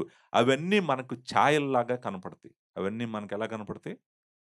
ఛాయల్లాగా కనపడతాయి. నిజ స్వరూపము ఆయనే అన్నట్టుగా మనకి కనిపిస్తాడు. సో, అందుకే ఆయన జీవితం గూడా మనకి ఇంపార్టెంట్. ఆయన చాలా సార్లు ఏమంటారంటే, ఆయన మరణం ఒక్కటే మనం ఇంపార్టెంట్ అని అనుకుంటాం గదా! ఆయన లైఫ్ గూడా ఇంపార్టెంట్. ఆయన లైఫు ధర్మశాస్త్రాన్ని సంపూర్ణంగా నెరవేర్చినటువంటి జీవితం. మనకు దేవుడిస్తున్నటువంటి దేవుని నీతి పర్ఫెక్ట్ రైచియస్‌నెస్. అది సంపూర్ణంగా ఆయనే నెరవేర్చినటువంటి మంచి పర్ఫెక్ట్ లైఫ్ దేవుడి ముందు. ఆ లైఫ్‌ని మనకి గిఫ్ట్‌గా ఇస్తున్నాడు. ఆయన ఉచితంగా మనము ఆ నీతిని పొందుకుంటున్నాము. కానీ ఆయన ఒక్కడే దాన్ని నెరవేర్చినటువంటి వాడు. సో, ధర్మశాస్త్రమును సంపూర్ణముగా నెరవేర్చిన వాడు లార్డ్ జీసస్ క్రైస్ట్. అంటే అర్థమేంటో తెలుసా అండి? ధర్మశాస్త్రం చదివిన ప్రతిసారి గూడా మీకేమి గుర్తు రావాలంటే, నేను దీన్ని నెరవేర్చలేను. నా స్థానంలో నా ప్రభువు నా కొరకు ధర్మశాస్త్రాన్ని నెరవేర్చాడు అని మీరు గుర్తు చేసుకొని మరలా ఆయన్ని ప్రేమించాలి. మరలా ఆయన్ని మీరు స్తుతించాలి. మరలా మీరు ఆయన్ని గొప్ప చేయాలి. సో, ఇది 9వ point. And the last point and the very important point. ఇంకొకసారి ఎవరు ధర్మశాస్త్రం గురించి మాట్లాడకూడదు. అంటే నేననేది పౌలు హృదయంలో ఎలా ఉందంటే తిమోతికి చెప్తున్నప్పుడు, వీళ్ళు ధర్మశాస్త్రోపదేశకులు అని చెప్తున్నారు కదా తిమోతి. మళ్ళీ ఇంక ఈళ్ళెప్పుడు ధర్మశాస్త్రం గురించి చర్చిలో మాట్లాడకూడదు. మాట్లాడకూడదనే మీరు చూడండి, ధర్మశాస్త్రం గురించి రోమీయులకు రాసిన పత్రిక చాలా మాట్లాడుతుంది. గలతీయులకు రాసిన పత్రిక చాలా మాట్లాడుతుంది. ఈ 2 గ్రంథాలు ప్రాముఖ్యంగా చాలా ధర్మశాస్త్రం గురించి పౌలు మాట్లాడుతున్నాడు. కారణం ఏంటో చెప్పమంటారండి? ఈ సీ సువార్తను పాడు చేసేటువంటి వాళ్ళలో ప్రాముఖ్యంగా యూదులే ఉన్నారు. యూదులు అది ధర్మశాస్త్రాన్ని పట్టుకొని మళ్ళీ ధర్మశాస్త్రం దగ్గరికి, సున్నతి దగ్గరికి, క్రియల దగ్గరికి తీసుకెళ్తున్నారు. అయ్యో! ఇంత త్వరగా మీరు నిజమైన సువార్తను విడిచిపెట్టి భిన్నమైన సువార్త వైపు వెళ్లారా? గలతీయులకు రాసిన పత్రికలో మాట్లాడుతుంటాడనమాట. ఎందుకంటే వాళ్ళు క్రిస్టియన్స్‌ని మరలా ఏం చేస్తున్నారంటే ధర్మశాస్త్రం కిందకి తీసుకెళ్తున్నారు. క్రియల వైపు తీసుకెళ్తున్నారు. సో, ఈ లాస్ట్ పాయింట్ నేననుకుంటాను ద వెరీ ఇంపార్టెంట్ పాయింట్ కంప్లీట్‌గా మనల్ని పాత నిబంధన గ్రంథం మొత్తం గూడా ప్రతిసారి గూడా మనల్ని జీసస్ క్రైస్ట్ దగ్గరికే తీసుకురావాల్సినటువంటి ఇంపార్టెంట్ పాయింట్. రోమీయులకు రాసిన పత్రిక 10వ అధ్యాయము మొదటి వచనం నుంచి నేను చదువుతాను. రోమీయులకు రాసిన పత్రిక 10వ అధ్యాయం మొదటి వచనం. సహోదరులారా, ఇశ్రాయేలీయులు రక్షణ పొందవలనని నా హృదయాభిలాషయు, వారి విషయమై నేను దేవునికి చేయు ప్రార్థనయే ఉన్నది. ఏమంటున్నాడో తెలుసా అండి? వాళ్ళు దేవుడిని నమ్ముకోవాలని నేను ఆశపడుతున్నాను. వాళ్ళ కోసం నేను ప్రార్థన చేస్తున్నాను. రెండో వచనం. వారు దేవుని యందు ఆసక్తి గలవారని వారిని గూర్చి సాక్ష్యం ఇచ్చుచున్నాను. అయినను వారి ఆసక్తి జ్ఞానానుసారమైనది కాదు. చూడండి. చాలా ఆసక్తి ఉండొచ్చు. చాలా దేవుడు పని చేయొచ్చు నువ్వు. కానీ జ్ఞానం లేకుండా చేసావంటే దానివల్ల ఉపయోగం ఏమీ లేదు. దానివల్ల ఏం ఉపయోగము లేదు. అంటూ ఇక్కడ ఒక మాట అన్నాడు. ఏమన్నాడంటే వీళ్ళ ప్రాబ్లమ్ ఏంటో చెప్పాడు. వీళ్ళ ప్రాబ్లమ్ ఏంటి? ఎందుకు వాళ్ళ ఆసక్తి జ్ఞానానుసారమైంది కాదు? ఎందుకు కాదంటే ఎలా అనగా వారు దేవుని నీతిని ఎరుగక తమ స్వనీతిని స్థాపింపబూనుకొని దేవుని నీతికి లోబడలేదు. చూడండి అంటే ఏంటి? ధర్మశాస్త్ర సంబంధమైన క్రియల ద్వారా వాళ్ళు నీతిమంతులు కావాలని కోరుకున్నారు గానీ, అయ్యో! నాకు సిలువ కావాలి, దేవుడు కుమారుడు కావాలి, దేవుని నీతి కావాలి, నా నిత్య జీవం ఆయనలోనే ఉందని ఆయన వైపు వాళ్ళు తిరగలేదంట. వాళ్ళు తిరగకుండా ధర్మశాస్త్రంను పట్టుకొని, ధర్మశాస్త్రం ద్వారా వాళ్ళ క్రియల ద్వారా వాళ్ళు నీతిమంతులు కావాలని ప్రయత్నం చేశారంట. 9వ అధ్యాయం 30వ వచనం ఒకసారి చదువుదాం. ఒక్కసారి వెనక్కెళ్ళి మళ్ళీ ఇటొద్దాం. 9వ అధ్యాయం 30వ వచనం చూడండి. అట్లయితే మనమేమందుము? నీతిని వెంటాడని అన్ని జనులు నీతిని అనగా విశ్వాస మూలమైన నీతిని పొందితిరి. మనము నీతిని వెంటాడలేదు. అయినా కూడా దేవుడి కృపలో మనం విశ్వాసం ద్వారా నీతిని పొందాము. అయితే ఇశ్రాయేలీయులు నీతి కారణమైన నియమమును వెంటాడినను ఆ నియమమును అందుకొనలేదు. వారెందుకు అందుకోలేదు? వారెందుకు అందుకోలేదంటే వారు విశ్వాస మూలంగా కాక క్రియల మూలమైనట్టు దానిని వెంటాడిరి. అంటే అర్థం ఏంటి? క్రియల ద్వారా మనము దేవుడి నీతి పొందాలి, దేవుడి దగ్గరికెళ్ళాలని వాళ్ళు ప్రయత్నం చేశారు. అన్ని జనులు ఏం చేశారంటే, "మేము నీ దగ్గరికి ఎప్పుడుకు రాలేము ప్రభువా, మేము పాపులం మమ్మల్ని క్షమించు" అనంటే, వాళ్ళకి విశ్వాసం ద్వారా దేవుడి నీతి వాళ్ళకి దొరికిందంట. వీళ్ళకి మాత్రం దొరకలేదంట. ఇప్పుడు అందుకని మూడో వచనంలో ఏమంటాడంటే, 10వ అధ్యాయం మూడో వచనం, "దేవుని నీతి ఎరుగక తమ స్వనీతిని స్థాపింపబూనుకొనుచు దేవుని నీతికి లోబడలేదని" 4వ వచనంలో ఎక్సలెంట్ వర్స్. 4వ వచనం ప్రతి క్రైస్తవుడు అండర్‌లైన్ చేసుకోవాలి. "విశ్వసించు ప్రతివానికి నీతి కలుగుటకై క్రీస్తు ధర్మశాస్త్రమునకు సమాప్తి అయి ఉన్నాడు." Christ is the end of the law. ధర్మశాస్త్రం మొత్తము, ధర్మశాస్త్రం యొక్క ఎండ్ ఏంటో తెలుసా? Lord Jesus Christ. Lord Jesus Christ is the end of the law. Law law అయిపోయింది. సమాప్తి. ఆయనే అంటే ఆయన సంపూర్ణంగా దాన్ని నెరవేర్చాడు. సంపూర్ణంగా దాన్ని నెరవేర్చాడు. దాని పని గూడా అది చేసేసింది. అయిపోయింది దాని పని. దాని పనేంటి? బాలశిక్షకుడు. బాలశిక్షకుడుగా ఉంది. చక్కగా దాని పని అది చేసింది. ఆయన దాన్ని నెరవేర్చాడు. చక్కగా దాని యొక్క అంతము ఆయన దగ్గరికి తీసుకొచ్చి వదిలిపెట్టేసింది. సో, ఆయనేమంటున్నాడంటే, ఎవరెవరైతే నీతిని కృపచేత ఉచితముగా విశ్వాసము ద్వారా పొందుకుంటారో, వారికి ధర్మశాస్త్రం యొక్క ఎండ్ ఎక్కడ ఎండ్ అవుతదంటే, లార్డ్ జీసస్ క్రైస్ట్‌లో ఎండ్ అవుతది. The end of the law, the lord Jesus Christ is the end of the law. So, చూడండి నేను చెప్పిన 10 పాయింట్స్‌లో గూడా మీరు జాగ్రత్తగా ఒక్కసారి నేను సమ్మరైజ్ చేసి ఎండ్ జేస్తాను. ఫస్ట్ పాయింటు ధర్మశాస్త్రం మంచిదనే చెప్పింది. సో, అంటే మనం ఏం జేయాలి? పాత నిబంధన గ్రంథాన్ని చదవాలి. ధర్మశాస్త్రాన్ని చదవాలి. పాత నిబంధన గ్రంథాన్ని చదవాలి. చదవాలి. ఎందుకంటే అది మంచిది. అది దేవుని వాక్యం. దేవుని వాక్యం గాబట్టి చదవాలి. చదవాలి గదా! నంబర్ 1. నంబర్ 2 రెండో పాయింట్ నేనేం జెప్పానంటే, ధర్మశాస్త్రము దేవుని గురించి చెప్తదని చెప్పాను. అది కూడా మంచిదే. అందుకనే పాత నిబంధన గ్రంథం మనం చదవాలి. దేవుని యొక్క వ్యక్తిత్వము, దేవుని యొక్క లక్షణాలు మనకు తెలియజేస్తది. అందుకని చదవాలి. మూడో పాయింటు అది మనకు పాపమేంటో తెలియజేస్తది. కాబట్టి మనం ధర్మశాస్త్రాన్ని చదవాలి. ఇప్పుడు చూడండి ఈ పాయింట్‌లన్నీ మనకేం చెప్తున్నాయంటే, నువ్వు పాత నిబంధన గ్రంథం గనక ఎక్కువ చదివావంటే, నువ్వు జీసస్ క్రైస్ట్‌ని ఎక్కువ ప్రేమిస్తావు. నువ్వు పాత నిబంధన గ్రంథం ఎక్కువ చదివావంటే, నువ్వేం జేస్తావు? లార్డ్ జీసస్ క్రైస్ట్‌ని ఎక్కువ ప్రేమిస్తావు. నువ్వు ఎంత పాపివో అర్థమైతే ఆయన ఎందుకొచ్చాడో నీకు అర్థమవుతుంది. నువ్వు ఎంత పాపివో అర్థమైతే దేవుని నీతి విలువేంటో నీకు అర్థమవుతది. నువ్వెంత పాపివో అర్థమైతే ధర్మశాస్త్రాన్ని ఆయన ఎలా నెరవేర్చాడో నీకు అర్థమవుతది. సో, నువ్వు పాత నిబంధన గ్రంథము ఎక్కువ చదవటం ద్వారా మనము దేవుని కుమారుడిని ఎక్కువగా ప్రేమిస్తాము. ఆయన మనకేం జేశాడో మనకు బాగా అర్థమవుతది. సో, వీళ్ళు అయ్యారు గదా! వీళ్ళు ధర్మశాస్త్రోపదేశకులయ్యుండి ధర్మశాస్త్రం చెప్పిన ప్రతిసారి వీళ్ళేం జేసుండాలి? వీళ్ళేం జేసుండాలంటే లార్డ్ జీసస్ క్రైస్ట్ దగ్గరికొచ్చి, అయ్యో! నిజమైన సువార్త ఏంటంటే క్రియల ద్వారా కాదు, విశ్వాసము ద్వారా దేవుడు తన నీతిని ఉచితంగా పాపులకు ఇస్తున్నాడు. అది మనకు ఉచితంగా దొరుకుతది అని చెప్పి, విశ్వాస సంబంధమైన దేవుని ఏర్పాటును ముందుకు తీసుకెళ్లాల్సింది పోయి, వీళ్ళేం జేస్తున్నారో తెలుసా? విశ్వాసులను గూడా తప్పు మార్గం వైపు నడిపిస్తున్నారు కాబట్టి పౌలేమన్నాడంటే, వాళ్ళని అబద్ధ బోధ నువ్వు చేయనివ్వద్దు. నెక్స్ట్ వెడ్నెస్‌డే మనం ఏం చేద్దామో తెలుసా అండి? ఇప్పుడు 6 వచనం నుంచి 11 వచనం వరకు ఎక్స్‌పోజిషన్ చేస్తాను. ఇప్పుడు 6-10 మీరు రెడీగున్నారిప్పుడు. 6-11 ఎందుకంటే ధర్మశాస్త్రోపదేశకులు వాళ్ళేం మాట్లాడుతున్నారో ఆళ్ళకి తెలీదని అని అన్నాడు గదా! మరి మీకు తెలియాలి గదా! ఆ విషయం వాళ్ళేం మాట్లాడుతున్నారో ఆళ్ళకి తెలీదని. ఇప్పుడు మీకంతా మీకు కావాల్సినటువంటి ఇన్ఫర్మేషన్ అంతా దొరికింది మీకు. ఇప్పుడు ఈ ఇన్ఫర్మేషన్‌తో మనం అక్కడికెళ్ళి ధర్మశాస్త్రము ధర్మానుకూలంగా వాడితే మంచిదన్నాడు. అంటే అర్థమేంటి? సో, అలాగే ధర్మశాస్త్రము నీతిమంతులకు కాదు అన్నాడు. అంటే అర్థమేంటి? ధర్మశాస్త్రము పాపులకు అన్నాడు. అంటే అర్థమేంటి? ఈ అన్ని అర్థాలు అంతేకాదు మహిమగల శ్రీమంతుడగు దేవుని మహిమగల సువార్త ప్రకారం అన్నాడు. ఆ సువార్త ప్రకారము ధర్మశాస్త్రము మంచిదని, సువార్త గూడా ధర్మశాస్త్రం మంచిదని చెప్తుందా? ఎలా చెప్తుంది? అది గూడా మనం నెక్స్ట్ వెడ్నెస్‌డే అర్థం చేసుకోవడానికి ప్రయత్నం చేద్దాం. అప్పుడు మనకి కంప్లీట్ పిక్చర్ వస్తదనమాట. ఎందుకు తిమోతికి ఈ విషయము పౌలు చెప్పాడనేటువంటిది మనకి అర్థమవుతుందనమాట. నా ఆశ గూడా ఏంటంటే, సంఘము పాత నిబంధన గ్రంథం చదవాలి. సంఘం పాత నిబంధన గ్రంథం చదవాలి. బాగా చదవాలి. ఎక్కువ చదవాలి. ధ్యానించాలి. అర్థం చేసుకోవాలి. అర్థం చేసుకోవాలి, ధ్యానించాలి. ఎందుకో తెలుసా? మనము ధర్మశాస్త్ర క్రియలు చేస్తామని గాదు. మనకి లార్డ్ జీసస్ క్రైస్ట్ యొక్క కృప ఎంత గొప్పదో మనకి అర్థమవ్వటం కోసం. దేవుని విస్తారమైన కృప మీ అందరికీ తోడుగా ఉండును గాక. Thank you very much.